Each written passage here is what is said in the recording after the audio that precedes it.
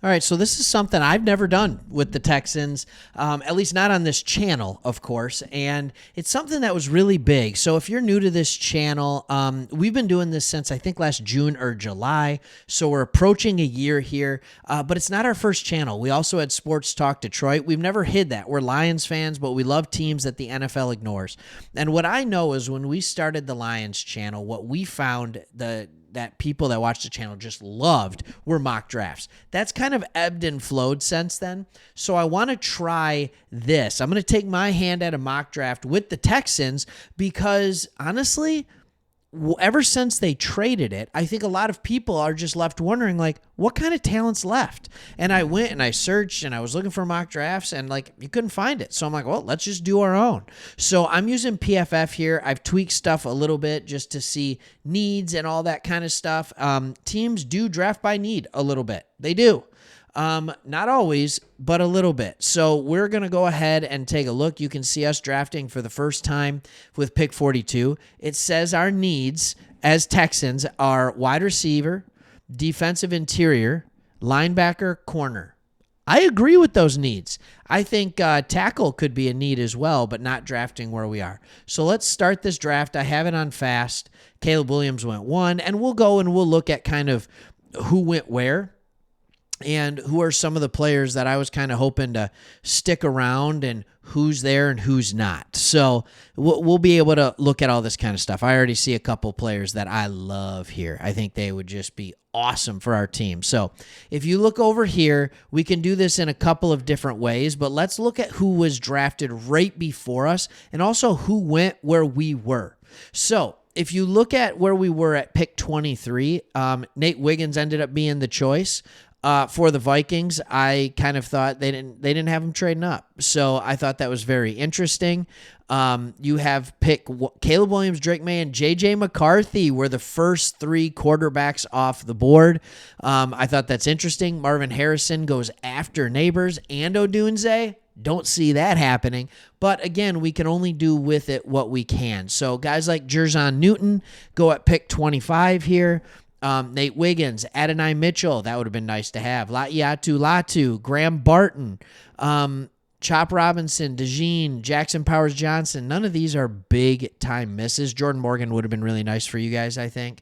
Kool-Aid McKinstry would have been nice at the back end there.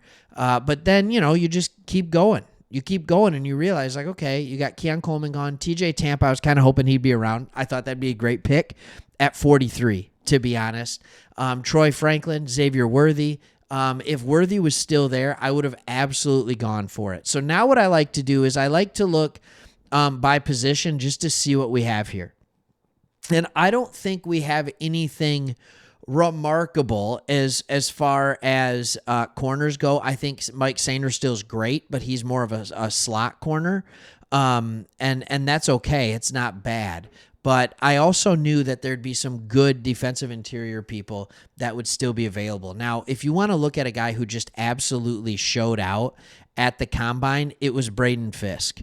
And he didn't come off playing his best year. He just didn't. And his snaps were significantly down from the year before. But he's a guy that is able to absolutely go in and make plays. At his size and at his speed, 6'5", 297, he could be a force to be reckoned with. Now, here's a guy that's still sitting here, Tavondre Sweat, that I think would be awesome. I'm just going to go kind of best available here and talk about what we like. So I'm going to start, as weird as it sounds, and as much as I hate it because there's a lot of other good players, I'm just going to go ahead and draft Payton Wilson at linebacker. He's a guy that played extremely well, but also a guy that grades out pretty well as well.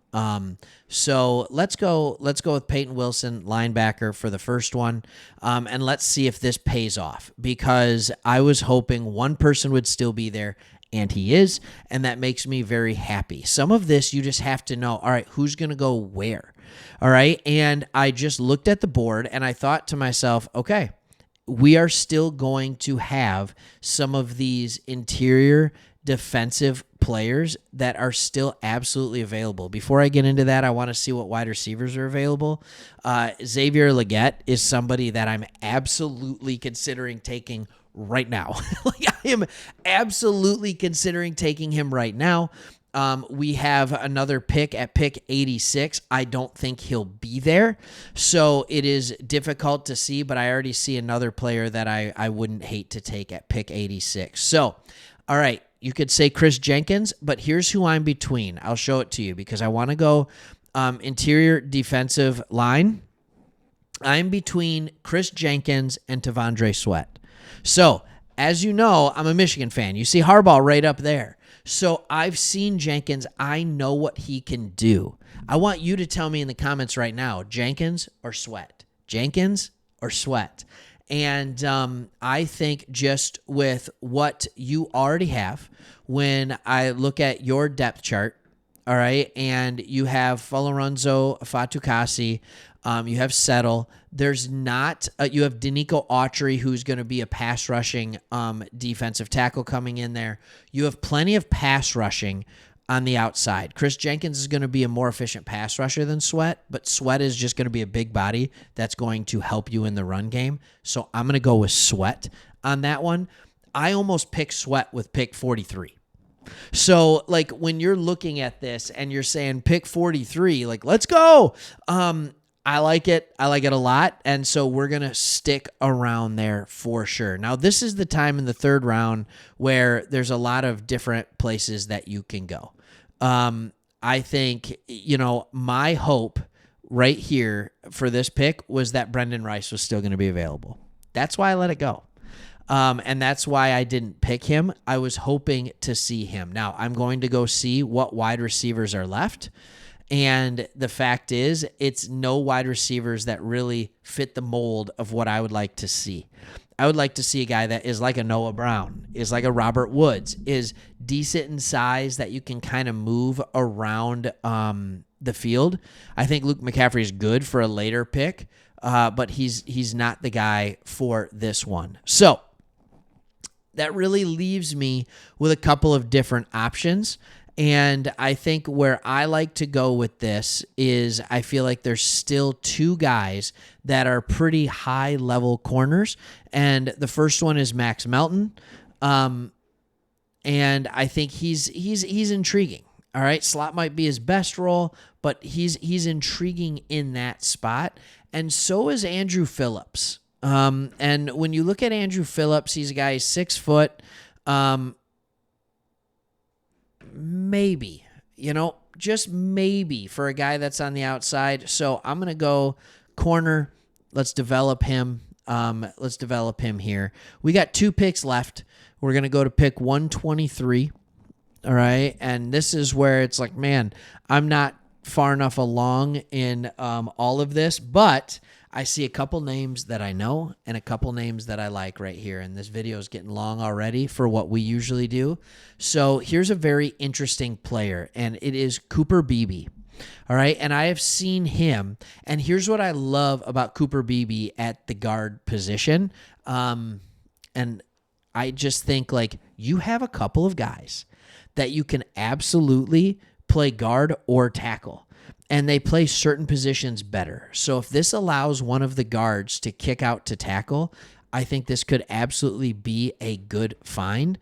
But this is a player who has played really, really well and consistently for all 3 years that he's been there. He's big. He's 6'4". He's 335 pounds. He has allowed 2 sacks in his entire career. You want guys that don't allow sacks to protect the franchise. Cooper Beebe is my pick with pick 123. And then when you come in here, now we have the option to do a couple of different things. You could go a lot of different places on this, if I'm being completely honest with you. But as I look at it, I wouldn't hate like Cornelius Johnson for depth out of Michigan. You've seen what Nico Collins has become, and Cornelius Johnson became Nico Collins after Nico Collins left. He's 6'3", he's 208 pounds. He's very intriguing to me. But so are guys like Mekhi Wingo. Like he's a player. He wins on quickness. That could be a good, how do I want to put it? Really good interior defensive lineman to pair with what you have next. You're not necessarily going there right away, but you're going on high upside. Or you can go McKinley Jackson here. And McKinley Jackson is another guy, quick penetration, all of that kind of stuff. I like his size and speed to still be available here. So I'm going to go McKinley Jackson at that. So now we get to grade my draft. Let's see what I got. I got an A-. And the reason I got an A- is because they think T'Vondre Sweat. Now, this is a guy who's been talked about in the first round, T'Vondre Sweat. Being a Lions fan, we've talked about taking Sweat in the first round of pick 29. The one that I picked that I liked the least was Payton Wilson, my very first pick, and that got me my best grade. I think overall we drafted for need with linebacker, defensive interior, corner, another interior defensive lineman, but Cooper Beebe, I like that one as well. Coming in the fourth round, just going to be a good player in the future. I love drafting offensive linemen in the fourth and fifth round, especially interior offensive linemen, because you just keep drafting them and they become your future offensive linemen on the interior, so you don't have to pay an arm and a leg. Did you see in the free agent market what guards we're going for? It was insane. So I just wanted to check that out. This is always fun. Wanted to do my first mock draft. Hope you guys enjoyed it. Let me know if you want me to do more, and we'll see you on the next one.